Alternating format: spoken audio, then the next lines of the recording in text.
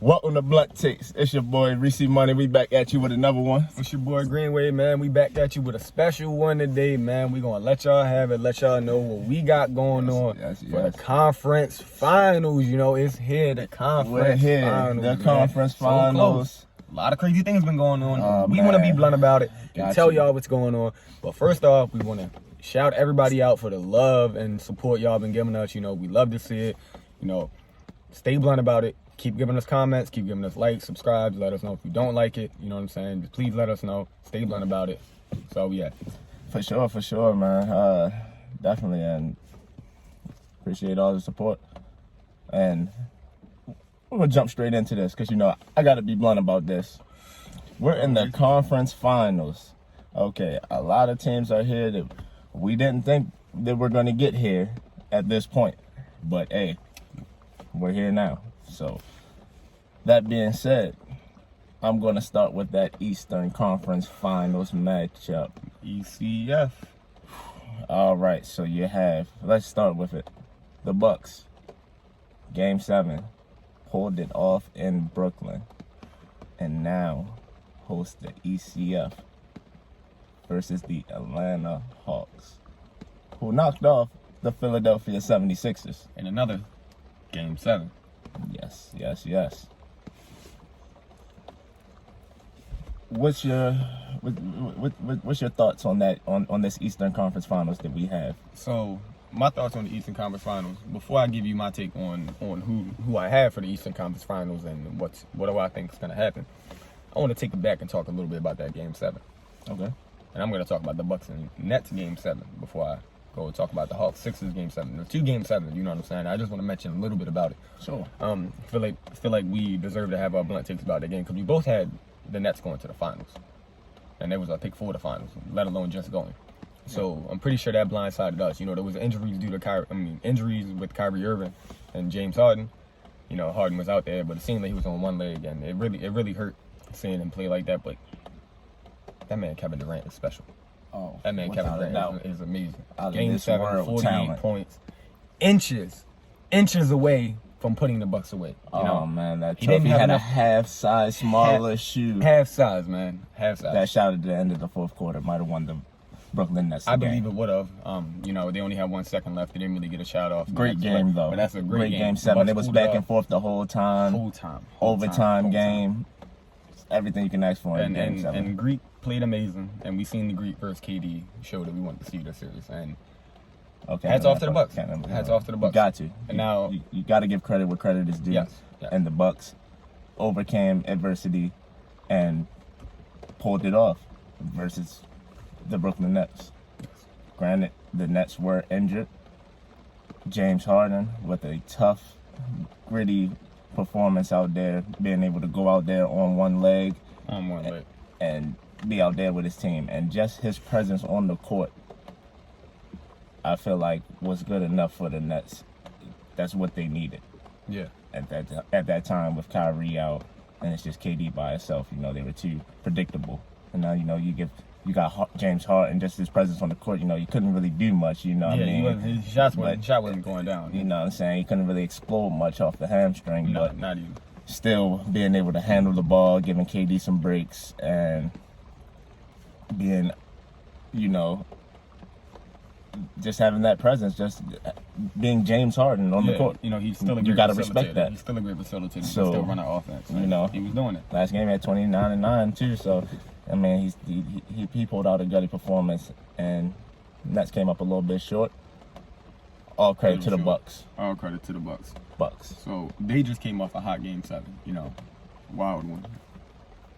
I feel so did the Atlanta Hawks with the 76ers. Now, there's a lot of turmoil going on with the Philadelphia 76ers and Ben Simmons and Doc Rivers and a lot.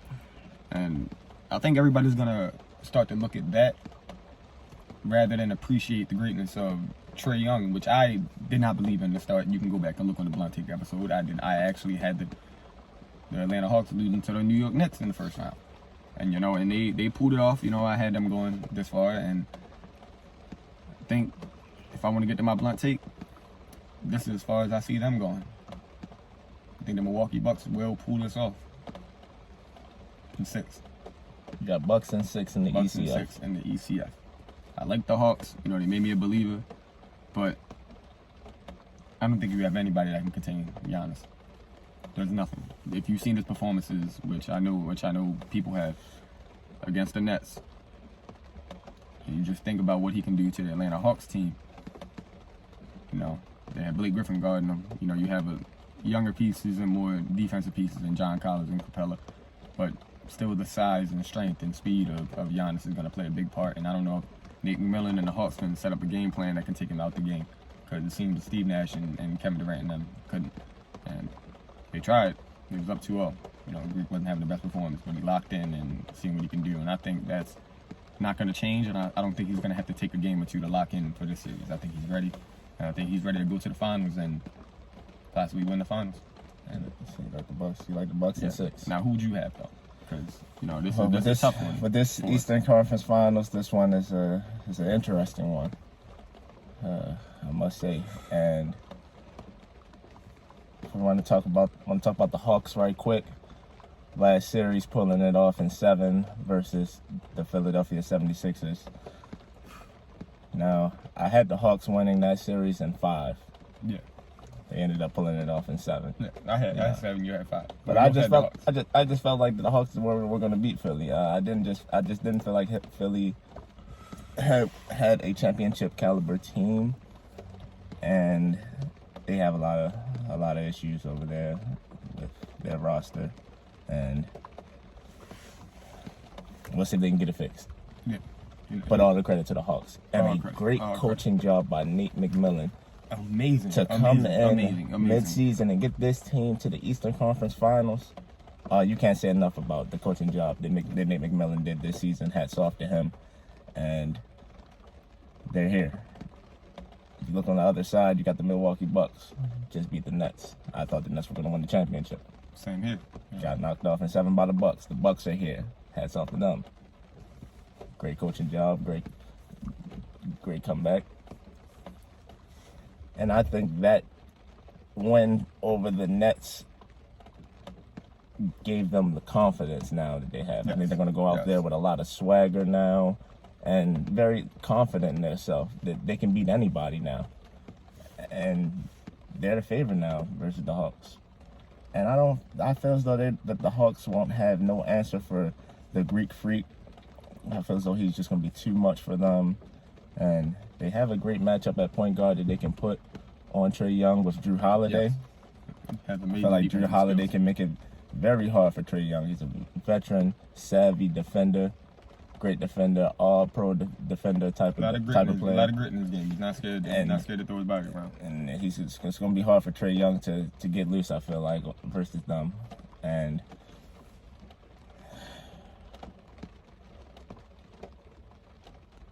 gotta be blunt about it. Always. I like the Bucks in a sweep in the Eastern Conference Finals over the Hawks. I see the Bucks rolling in this series. A lot of momentum. And I just see them carrying it all the way throughout, all the way up until the finals. And we'll see who they match up with there. But in the Eastern Conference Finals, I like the Bucks in 4. Okay. Now, the Bucks in 4 is possible. You know, it's possible if what we stated just happens and the Hawks don't have an answer. But I feel like the Bucks are gonna win in 6 because I think the Atlanta Hawks are gonna have an answer offensively some games. Because you know you do have Drew Holiday, you know, a very savvy grit defender that's gonna be guarding up on Trae Young. You also just had, in my eyes, the defensive player of the year, Ben Simmons, that was just guarding Trae Young for a series. You know, he was using his body and the size against Trae Young, but it seems like Trae Young was using his speed and a high pick and roll to get around everything. Now, in the high pick and roll, I feel like unless the Bucks make these adjustments quick and put Giannis at the high pick and roll so he can be the guy switching off defenders, making it harder for Trae Young, I feel like he's going to eat up Brook Lopez on the high pick and roll, and they might get a game or two off of that. Now, with that being said, if they lock up and make the adjustments, I don't see the Hawks getting a game. So that's why I said it is possible based on Budenholzer's adjustments. But in my eyes, Nate McMillan was my coach of the year, and I feel like his adjustments are gonna be better than Budenholzer's, and that could be the time point of a series. But I think the talent is gonna overwhelm the Hawks, so it's not the time point of this series, but it could give you a game or two by out-coaching your opponent. and that may be the case right here. But since you brought up who the matchups that Greek might have if he plays to the finals, we're gonna go talk about who that matchups might be. Okay. And in the WCF, it's already been a game, and the Suns already have a game on the Clippers. But Clippers been down 0-2 last 2 series. You never know what could happen. So with that being said, what do you think is gonna happen in this series? Now we're talking about the Western Conference Finals here, where we have the Clippers versus the Suns. Now the Suns are up already 1-0. Suns coming off beating the Denver Nuggets handily. Handle them. And a lot of rest.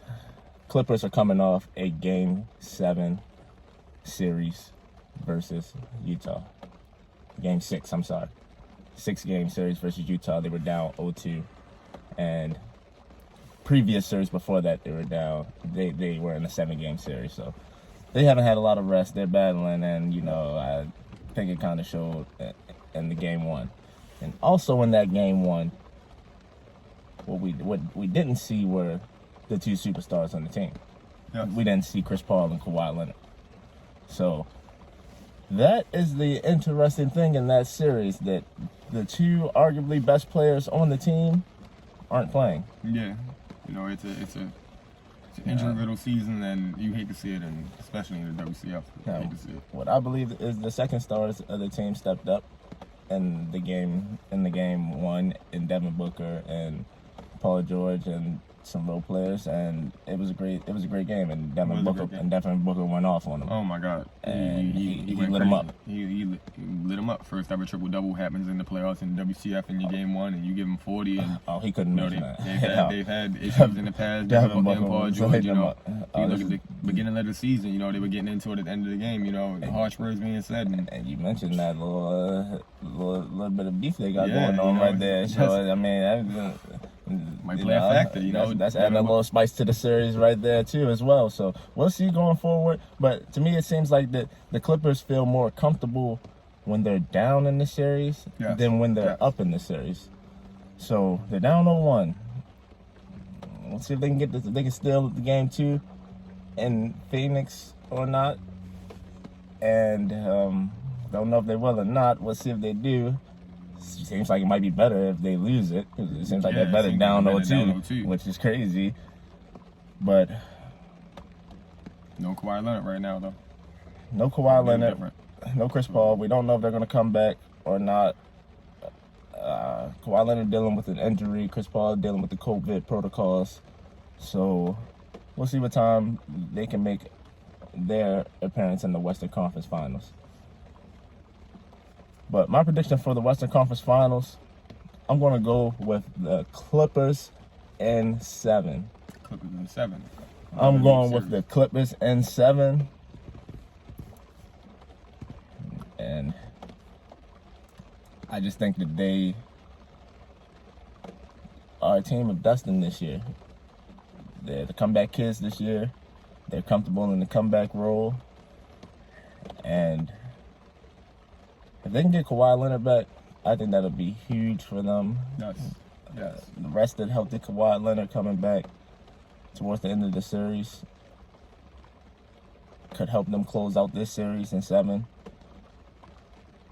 And I believe that the role players have been playing big for the Clippers. We saw what Terrence Mann did in the Game 6 closeout game with the 39-point performance he played out of his body. Oh, my God. Shout out to Terrence Mann, man. He had a performance of the ages, man. Especially for a young player, overlooked second-round pick, man. Great timing to have the best game of your career. Great time. And also, Reggie Jackson. Reggie Jackson has been balling very well for the Los Angeles playoffs. He's been coming up well. He's been. He just gave the Suns a 20-piece, He's been gave him 20 piece off the bench. Yeah, that game he had 27 and 10. And that comeback was ridiculous versus the Utah Jazz. That comeback down 25 in the third quarter, and to be able to come back without Kawhi Leonard, man, hats off to them, and a great coaching job by Ty Lue. Great. We got to mention that Ty Lue has done a great job, and just knowing the right buttons to push for the Los Angeles Clippers And he's getting it done. He's getting it done, man. There's nothing you can say about it other than he's getting the job done over there. And I think with that being said, they will take the Suns in 7. What do you think? I'm gonna be blunt about this. I think the Clippers comeback story comes to an end this series. I don't think they have what it takes to do another one. I think with Kawhi Leonard being out, being the leader of the team, being the guy that when his back is against the wall, he plays his best. You don't know what you're going to get from Paul George. You might get your playoff P, or you might get your actual Paul George, the all-star, the all-NBA player we know. But I just don't think they got it in them. They have a lot of good role players that are playing well right now, including Terrence Mann and Reggie Jackson and others.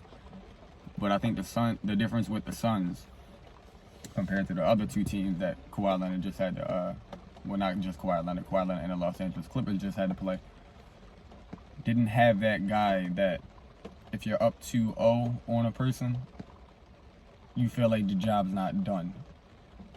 To me, people call Devin Booker the next Kobe Bryant due to his skill. Now, what I would agree to that take only is his instinct, is that he looks to close the game. He looks to put the dagger in the team's hearts. Now, with them being up 1-0, I feel like they are going to take this game too, and they're going to be up 2-0, back in the same situation that the Clippers love, being down 0-2, that is seeing you back against the wall. Kawhi Leonard does not come back, and Chris Paul does not come back, and it's just Devin Booker and company versus Paul George and company. I don't think Devin Booker will give up that lead. I think he'll be able to will his team, and he'll have the instinct and some say the Mamba mentality to will his team to the finals. Now, it may not be a easy series. It might go 6 or 7.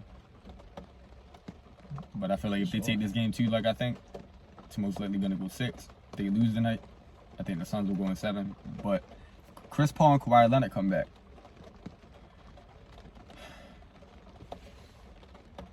I still feel the same way. But let's say Kawhi Leonard happens to come back from this injury and Chris Paul still has to deal with the COVID protocols. I think Clippers will take this series. These superstars matter a lot in these series. It's been mattering the whole playoffs. And now you see it in the WCF and it really matters. So, depending on who could come back first, could they play a real part in this series. But I do believe the Clippers have been faced down 0-2.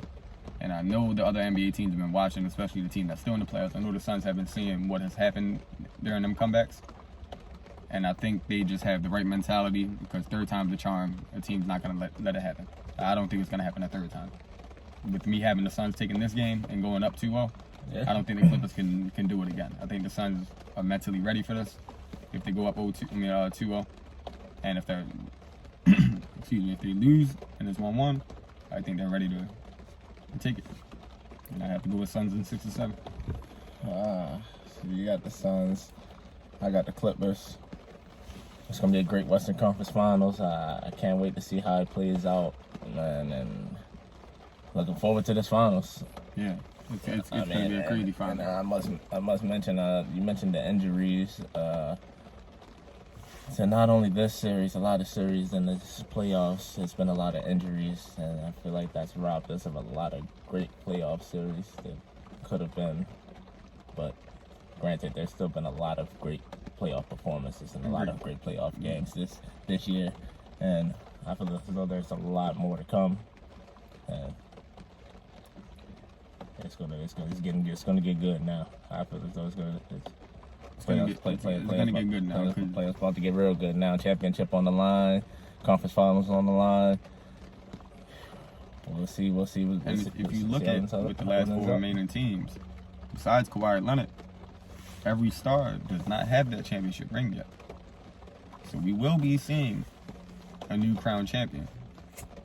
As the stars I mentioned, Chris Paul, Devin Booker, Paul George does not have one. Giannis and the Bucks, and Trae Young and the Hawks. None of them know what championships, really feel like.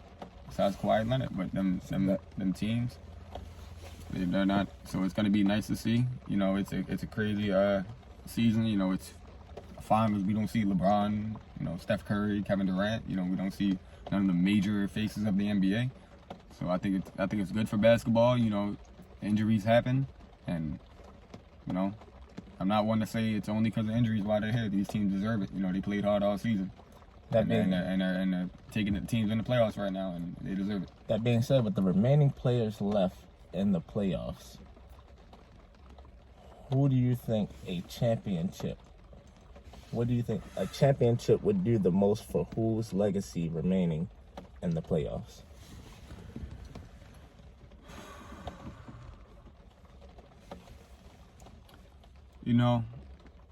There's only two people that came to my mind when you asked me that question that are really cementing legacies. And I'm not sure who I would choose, so I'm going to give you two answers because I'm not sure what would mean more. But I'm going to tell you why it would mean something to them. Okay. And that would be Chris Paul and the Greek Freak. Now, Chris Paul is not known for winning in the playoffs. But if he goes to the Phoenix Suns, I know he's not playing right now, but if he comes back, if they make it to the finals, he should be able to play. And he wins the finals. There's not going to be much to say about him not winning in the playoffs. He has his ring. He went to a team and willed the team. Should have been an MVP candidate in a lot of people's eyes, and played amazing through the playoffs. And he would get that ring. And that's what Chris Paul needs. I feel like for his legacy to cement him as actually a top 5 point guard. And some people have him as the best point guard, and you need that ring if you want to be the best at your position all the time. You need that ring. No, you can't sit without a championship and only 2 conference finals appearances. You can't. You got to get a ring with that. And I feel like Greek Freak would show that even though his game to a lot of people is one-dimensional, and people say he just rim runs and doesn't take a lot of skill within his game, a lot of athleticism, but not skill. It could show that his impact was what really mattered. And if he was his team to a championship after beating Kevin Durant in 7, within that playoffs, that'll mean a lot. That'll add to his legacy. If you're a 2-time MVP, Defensive Player of the Year, and also have a championship to his name. And I think if the Bucks win it, he will for sure be the one that will get Finals MVP. And if the Suns win it, you never know who's going to get it out of Chris Paul or Devin Booker, depending on performance. But they got to get there first, and we'll see. Who do you think needs a championship most to help their legacy out of the remaining players in the playoffs? I think that a championship this year would do the most for Kawhi Leonard's legacy. For the remaining playoffs, people left in the playoffs, I feel as though a championship would do the most for Kawhi Leonard's legacy, the club. If he wins this championship, if he wins finals this year, this will be the 3rd team he wins the championship for. Possibly going to win the finals MVP. This would be 3rd finals MVP for 3rd different team. He does that, you in LeBron James territory right there. That is in a short list. So when you can get yourself mentioned on the list like that, that can do a lot for your legacy. We will look at Kawhi Leonard as, who have to look at him as one of the greatest of all time, if you ask me. If he's able to get a 3rd Finals MVP for a 3rd team. I'd have to agree with that. His legacy would for sure be cemented and boosted if he gets that 3rd ring. 3rd final. I didn't mention him due to him being out and maybe a fear of an ACL injury that could happen out for the playoffs. And if the Clippers happen to win this championship without him, then it wouldn't cement his legacy. He get the ring, but he wasn't in the finals. But if he comes back and does what you're saying, that's crazy. That's 3 teams, 3 Finals MVPs. Oh yeah, no doubt. My God. And then not only Kawhi Leonard, I feel like also Paul George does a lot for his legacy. If he's finally able to win a championship, and he's been balling this playoffs. So, yeah. He can shake the playoff P, pandemic P name label, and put all of that to rest with a championship. I agree. Cement his legacy. Bunch of other role players on the team can get a ring, like Reggie Jackson, Nick Platoon. Rondo could get another one. That could be 3 from Rondo. 3 from Rondo. 3 different teams. And also, the coach, Ty Lue. Another one. He can get a second He one. can get a second one. So, I feel as though the Clippers have the most to gain by winning the championship this year for a lot of people's legacy on the team. And I'm going to have to go with the Clippers. You mentioned the great ones with Chris Paul a lot. They do a lot for his legacy, too. If he can, get him a ring, he's already in the conversation of greatest point guards of all time. Right. He gets a ring this year. He's stamped high up in that conversation. Not much you can say against him. One of the greatest passes we've ever seen, and he actually succeeds in the playoffs for once. You got to give it to him. He's willing his team. He's not just taking the back pedal and getting carried to a ring. He's actually doing what he needs to do. Everybody is, that you mentioned. Yeah. Nobody's taking a back pedal. Everybody's trying to step up and play their best, and it seems like we've been getting the best out of them for it this year. Paul George has really been playing well this playoffs. He actually has been starting to shake that playoff P. And his performances have been great. If they win or lose, he's been playing great, and it would definitely help his legacy if he got a ring. I might have to agree with Kawhi Leonard. It might be a little more boost to his legacy than Chris Paul's, actually. I just didn't mention him due to the ACL. What I'm saying? Chris Paul's a good one too, man. Yeah, it is a good one. But I do have to give it to you, Kawhi Leonard, as 3 Finals MVPs. If he would win it, 3 Finals MVPs, 3 Finals from 3 different teams. That's.